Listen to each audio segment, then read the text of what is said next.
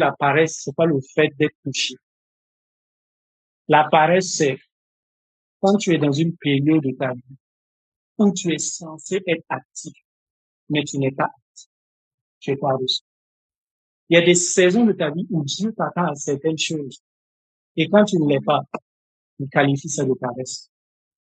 Et la paresse également peut se définir comme le manque de vision ou discerner la saison que tu traverses afin de poser les actions du moment qu'il faut.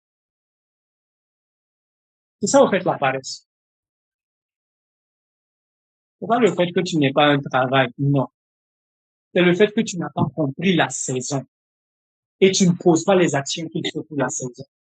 Si tu ne comprends pas que tu es dans la saison où tu dois te libérer, personne ne le fera pas.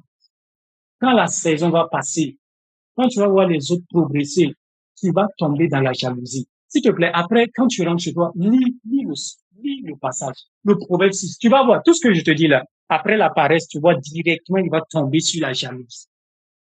Est-ce que tu sais que souvent, le fait que tu ne reçois pas l'exaucement de tes prières, c'est lié à un combat spirituel que tu n'as pas mené?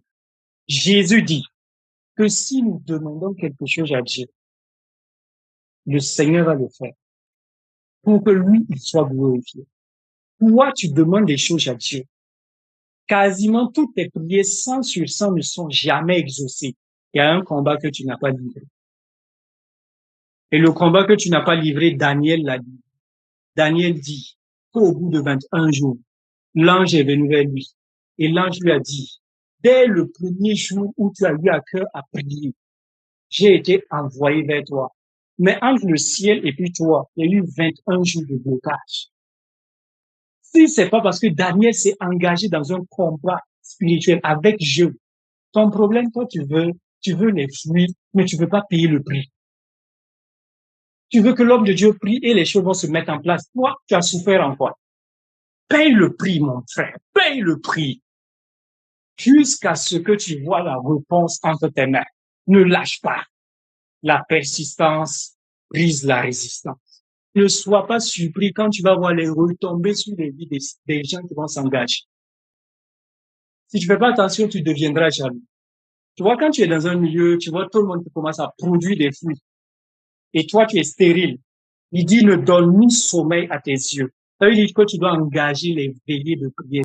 Si tu veux réellement te libérer, engage-toi dans les veillées. Il dit, ne donne pas du sommeil à tes yeux. Il dit, ni assoupissement à tes paupières. Ça veut dire, il y a des moments où tu vas marcher, tes yeux sont lourds. Veille, prie, prie, prie, veille, prie, jusqu'à ce que tu sortes.